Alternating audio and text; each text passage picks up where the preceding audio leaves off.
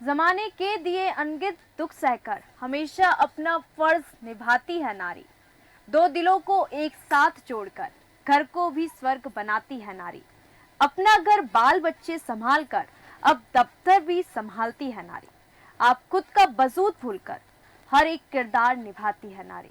आप सभी दर्शकों का बहुत बहुत स्वागत है देश न्यूज के खास कार्यक्रम स्त्री शक्ति में। मैं हूं आपके साथ निशा। दर्शकों, आज का जो विषय है और हम एक ऐसी स्त्री के बारे में लेके आए हैं जो सभी स्त्रियों के लिए और पूरे भारत देश और देश के लिए प्रेरणा है। हम लेके आए हैं आज मदर टेरेसा के बारे में। अपना पूरा जीवन भारत के गरीब लोगों को समर्पित करने वाली मदर टेरेसा का जन्म मैसेडोनिया देश के एक अल्बेनियाई परिवार में हुआ था। उनका परिवार एक अच्छी आर्थिक स्थिति वाला था। उन्हें जन्म के एक दिन बाद ही बैप्टाइज किया गया था। यह ईसाइयों में एक धार्मिक प्रक्रिया होती है, इसलिए वो अपना जन्मदिन हमेशा 27 अगस्त को मनाती हैं। मदर टेरेसा का असली नाम क्या है, क्या आपको पता है? अगर नहीं तो हम आपको बता दें, मदर टेरेसा का असली नाम है एग्नेस। उन्होंने अपना नाम त्याग कर टेरेसा नाम चुना। वो अपने नाम से संत थेरेस ऑस्ट्रेलिया और टेरेसा ऑफ अवीला को सम्मान देना चाहते थे, इसलिए उन्होंने टेरेसा नाम चुन लिया। मदर टेरेसा ने साल 18 साल की थी जब उन्होंने अपने घर को छोड़ दिया था, और सिर्फ घर ही नहीं, देश भी छोड़ दिया था। वो सिस्टर ऑफ लोरिटो से जुड़ गई थी और इसके लिए वो आयरलैंड गई थी। इसके बाद वो जब तक जिंदा रही अपने घर वालों से नहीं मिली। आयरलैंड में ही उन्होंने अंग्रेजी सीखने के लिए मेहनत की और फिर जनवरी 1920 में भारत आ गई। यहाँ पर ग्रेजुएशन के बाद उन्होंने ईसाई मिशनरीज के लिए काम करने का फैसला लिया। उन्होंने 1931 को नन की कड़ी ट्रेनिंग लेकर कोलकाता के स्कूलों में काम करना शुरू कर दिया। मदर टेरेसा ने सेंट मैरीज में सबसे पहले इतिहास पढ़ाना शुरू किया और वहां वो 15 सालों तक रही। उन्होंने गरीबों की हालत देखकर उनको बहुत दुख होता था। 1946 में दार्जिलिंग रिट्रीट के दौरान ही उन्होंने कहा कि उन्हें भगवान का संदेश मिला है कि इस देश में सबसे गरीब लोगों की मदद करना। उन्हें 2 साल लग गए अपने इस काम को पूरा करने में। उन्होंने नर्सिंग का कोर्स किया, उसके बाद लोगों की मदद में जुट गई। मदर टेरेसा जब सेवा के क्षेत्र में आई तो उन्होंने सबसे पहले अपनी ड्रेस बदलकर साड़ी कर ली ताकि वो लोगों के बीच आसानी से रह पाए। उन्हें पहले आसन और नॉर्मल जीवन जीने की आदत थी, लेकिन झोपड़ी में रहना पड़ा और भीख मांगकर उन्होंने लोगों का पेट भरा। उन्हें कई बार कॉन्वेंट वापस जाने का मन भी किया क्योंकि स्लम की लाइफ काफी मुश्किल होती है, पर वो टिकी रही और कोड़, प्लेग आदि बीमारियों के मरीजों की भी मदद की। 1948 के दौर में भारत वैसे ही अच्छी हालत में नहीं था, ऊपर से गरीबों को ऐसे हालत में कोई ठीक से नहीं रखता था। मदर टेरेसा ने 1947 में ही भारत की नागरिकता ले ली। वो फर्राटे से बंगाली बोलती थी। मदर टेरेसा के बारे में अक्सर कहा जाता है कि उन्होंने कई बार चमत्कार किए हैं। एक फ्रांसीसी लड़की जिसने कहा था कि मदर टेरेसा के एक पदक को छूने के लिए पसलियां ठीक हो गई। वह एक बार दुर्घटना में टूट गई थी। वहीं एक फिलिस्तीनी लड़की ने बताया कि वो सपने में मदर टेरेसा को देखने के बाद हड्डी के कैंसर से उबर गई। वहीं भारत की मोनिका बेसरा ने दावा किया था कि उनका कैंसर मदर टेरेसा के कारण ठीक हुआ। उन्होंने एक इंटरव्यू में कहा भी कि एक बार जब वे मिशनरीज ऑफ चैरिटी से घर गई तो उन्हें बुखार, सिरदर्द, उल्टी और पेट में सूजन हो गई। जांच कराने पर रिपोर्टों में बेसरा को कैंसर के ट्यूमर से पीड़ित बताया गया। 5 सितंबर को बेसरा जब मिशनरीज ऑफ चैरिटी चैपल में प्रार्थना कर रही थी तब उन्होंने मदर टेरेसा की एक तस्वीर से निकलने वाली रोशनी को देखा। बाद में एक पदक जो मदर टेरेसा के शरीर को छू गया था बेसरा के पेट पर रखा गया। अगले दिन जब बेसरा उठी तो पाया कि उसका ट्यूमर गायब हो गया। मेडिकल परीक्षा से पता चला कि पेट का द्रव्यमान अब नहीं था और जिन डॉक्टरों को उसने देखा था वे सहमत थे कि बेसरा को अब सर्जरी की आवश्यकता नहीं है। भारत में मानव कल्याण कार्यों के हेतु उन्हें 1970 में शांति का नोबेल पुरस्कार दिया गया। मदर टेरेसा ने नोबेल पुरस्कार के साथ मिली राशि, आपको बता दें जितनी भी राशि उन्हें मिली थी, उन्होंने बच्चों की मदद के लिए दान कर दिया था। भारत सरकार द्वारा उन्हें 1980 में भारत के सर्वोच्च पुरस्कार भारत रत्न से सम्मानित किया गया है। मदर टेरेसा एक आम महिला, एक नन या अब एक संत, आप उन्हें कैसे देखती हैं? मदर टेरेसा वो इंसान थी जिन्हें उनके काम की कारण से सिर्फ भारत ही नहीं बल्कि पूरे विश्व में जाना जाता है।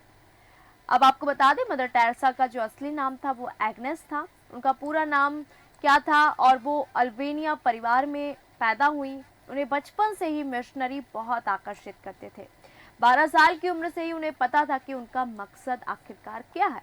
आजकल लोग 18 और 20 साल के हो जाते हैं पर उन्हें नहीं पता होता कि उन्हें अपने जीवन में करना क्या है।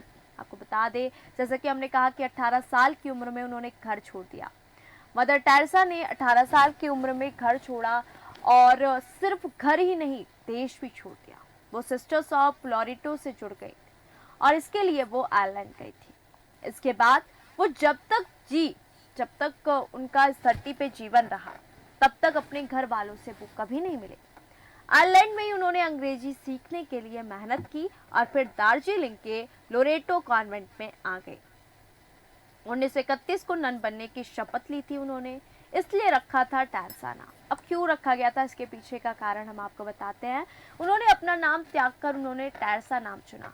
वो अपने नाम से संत थेरेस ऑस्ट्रेलिया और टेरेसा ऑफ अवीला को सम्मान देना चाहती थी, इसलिए उन्होंने टेरेसा नाम चुना। भीख मांगकर लोगों का पेट भरती थी।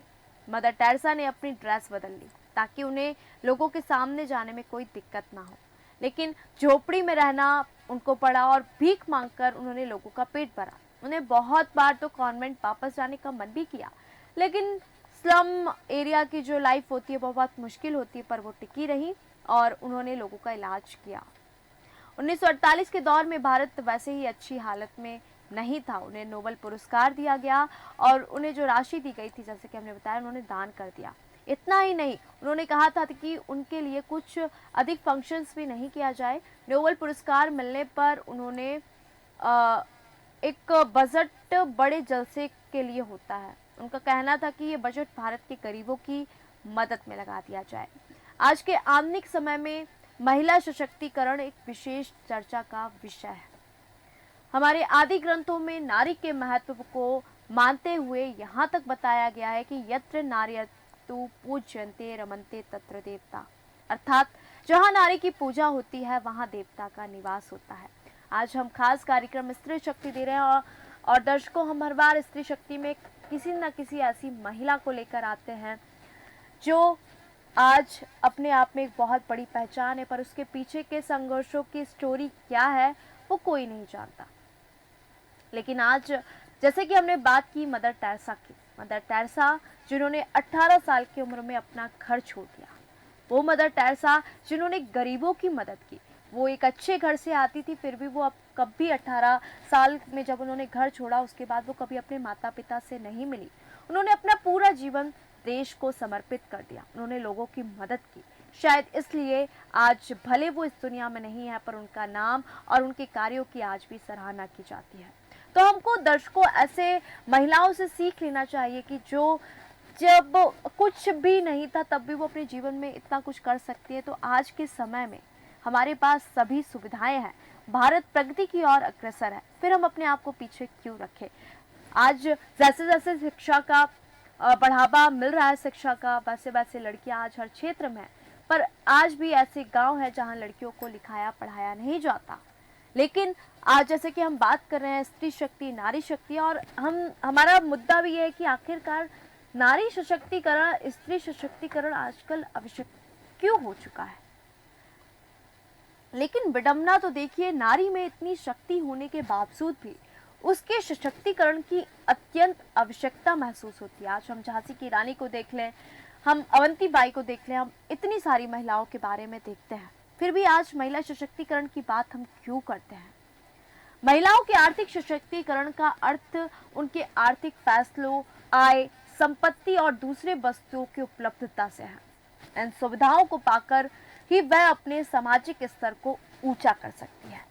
राष्ट्र के विकास में महिलाओं का महत्व और अधिकार के बारे में समाज में जागरूकता लाने के लिए मातृ दिवस, अंतर्राष्ट्रीय महिला दिवस और भी बहुत सारे कार्यक्रम सरकार द्वारा चलाए जाते हैं।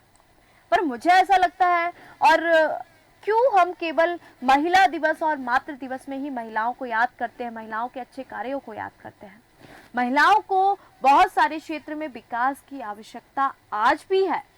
भारत में महिलाओं को सशक्त बनाने के लिए सबसे पहले समाज में उनके अधिकारों और मूल्यों को मानने वाली उन सभी जो सोच है उनको मानने की आवश्यकता है, जैसे कि दहेज प्रथा, अशिक्षा, यौन हिंसा, असमानता, भ्रूण हत्या, महिलाओं के प्रति घरेलू हिंसा, वेश्यावृत्ति, मानव तस्करी, ऐसे ही दूसरे विषय। ऐसे बहुत सारे विषय हैं जो आज भी भारत देश में होता है। भारत देश भले प्रगति कर रहा है, पर आए दिन हम ऐसी खबरें देखते, पढ़ते और सुनते हैं, और आप लगातार देश न्यूज़ के माध्यम से ऐसी घटनाएं देख सकते हैं। अपने देश में उच्च स्तर की लैंगिक असमानता है, जहां महिलाएं अपने परिवार के साथ ही बाहरी समाज के भी बुरे बर्ताव से पीड़ित है। भारत में अनपढ़ों की संख्या में महिलाएं सबसे अव्वल है। नारी सशक्तिकरण का असली अर्थ तब समझ में आएगा जब भारत में उन्हें अच्छी शिक्षा दी जाएगी और उन्हें इस काबिल बनाया जाएगा वो हर क्षेत्र में स्वतंत्र होकर फैसले कर सके। स्त्री को सृजन की शक्ति माना जाता है, अर्थात स्त्री से ही मानव जाति का अस्तित्व माना गया है। इस सृजन की शक्ति को विकसित, परिष्कृति कर उसे सामाजिक, आर्थिक, राजनीतिक न्याय, विचार, विश्वास, धर्म और उपासना की स्वतंत्रता, अवसर की समानता का सुअवसर प्रदान करना ही नारी सशक्तिकरण का आशय है। अगर हम दूसरे शब्दों में कहें तो महिला सशक्तिकरण का अर्थ महिलाओं के सामाजिक और आर्थिक स्थिति में सुधार लाना है, ताकि उन्हें रोजगार, शिक्षा, आर्थिक तरक्की के बराबरी के मौके मिल सके, जिससे वह सामाजिक स्वतंत्रता और तरक्की प्राप्त कर सके। ये वो तरीका है जिसके द्वारा महिलाएं भी पुरुषों की तरह अपनी हर आकांक्षाओं को पूरा कर सके। महिला सशक्तिकरण को इस प्रकार भी कहा जाता है कि इससे महिलाओं में उस शक्ति का प्रभाव होता है जिससे वो अपने जीवन से जुड़े हर फैसले स्वयं ले सके, वो किसी पर निर्भर ना हो। और इन सब के लिए आवश्यक है जागरूकता और शिक्षा, और परिवार और समाज में अच्छे से वो रह सके। समाज में उनके वास्तविक अधिकार को प्राप्त करने के लिए उन्हें सक्षम बनाना ही महिला सशक्तिकरण है।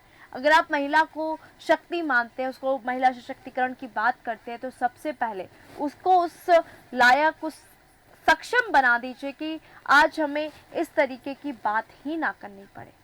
भारतीय समाज एक ऐसा समाज है जिसमें कई तरह के रिवाज, मान्यताएं और परंपराएं शामिल हैं। इनमें से कुछ पुरानी मान्यताएं और परंपराएं ऐसी भी हैं जो भारत में महिला सशक्तिकरण के लिए बाधा सिद्ध होती है। उन्हीं बाधाओं में से जो है, क्योंकि आजकल जो पुरानी और रूढ़िवादी विचारधाराओं के कारण भारत के बहुत सारे क्षेत्रों में महिलाओं के घर छोड़ने पर पाबंदी होती है। आज अगर महिला सक्षम है कि वो बाहर जाके कुछ कर सकती है, पर हमारे समाज की जो रूढ़िवादी सोच है, जो पुरानी परंपरा है, वो उन्हें घर की बेड़ियों में बंद करके रख देती है। इस तरह के क्षेत्रों में महिलाओं को शिक्षा या फिर रोजगार के लिए घर से बाहर जाने के लिए आज़ादी नहीं होती, तो वो कैसे पढ़ेगी। पुरानी और रूढ़िवादी विचारधाराओं के वातावरण में रहने के कारण महिलाएं खुद को पुरुषों से कम समझने लगती हैं कि अरे पुरुष तो बाहर जाके कर सकता है, मेरे अंदर तो टैलेंट है पर मैं बाहर जाके कर नहीं सकती, कि लोग और समाज क्या बोलेंगे। और अपने वर्तमान सामाजिक और आर्थिक दशा को बदलने में नाकाम साबित हो जाती है। कार्य क्षेत्र में होने वाला शोषण भी महिला सशक्तिकरण में एक बड़ी बाधा है। आज बहुत सारे कार्य क्षेत्र ऐसे हैं जहां महिलाओं का शोषण किया जाता है, चाहे वो निजी क्षेत्र हो, जैसे कि सेवा उद्योग, सॉफ्टवेयर उद्योग, शैक्षिक संस्थाएं, बहुत सी संस्थाएं, अस्पताल। आए दिन हम ऐसी खबरें सुनते भी हैं। इस समस्या से सबसे अधिक प्रभावित होते हैं। समाज में पुरुष प्रधानता के वर्चस्व के कारण महिलाओं के लिए समस्याएं उत्पन्न होती है। पिछले कुछ समय में कार्य क्षेत्रों में महिलाओं के साथ होने वाले उत्पीड़नों में काफी तेजी से वृद्धि हुई है और पिछले कुछ दशकों में लगभग 170% वृद्धि देखने को मिली। भारत में अभी भी कार्यस्थलों में महिलाओं के साथ लैंगिक स्तर पर काफी भेदभाव किया जाता है। कई सारे क्षेत्रों में तो महिलाओं को शिक्षा और रोजगार के लिए बाहर जाने की भी इजाजत नहीं दी जाती। इसके साथ ही उन्हें आजादी पूर्वक कार्य करने या परिवार से जुड़े फैसले लेने की भी आजादी नहीं होती और उन्हें सदैव हर कार्यों में पुरुष की अपेक्षा कम ही माना जाता है। भारत में महिलाओं को अपने पुरुष समकक्षों के अपेक्षा कम भुगतान किया जाता है और असंगठित क्षेत्रों में यह समस्या और भी अधिक दयनीय है। खासतौर से दिहाड़ी मजदूरी वाले जगहों पर तो ये सबसे नॉर्मल बात है। आज के आधुनिक समय में महिला सशक्तिकरण एक विशेष चर्चा का विषय बना हुआ है।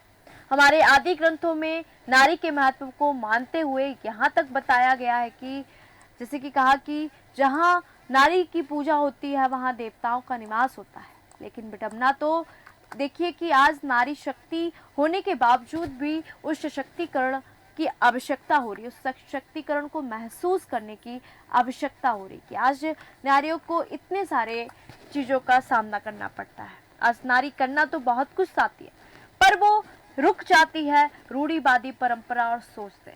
इन सब के लिए जरूरी है नारी का शिक्षित होना और जागरूक होना।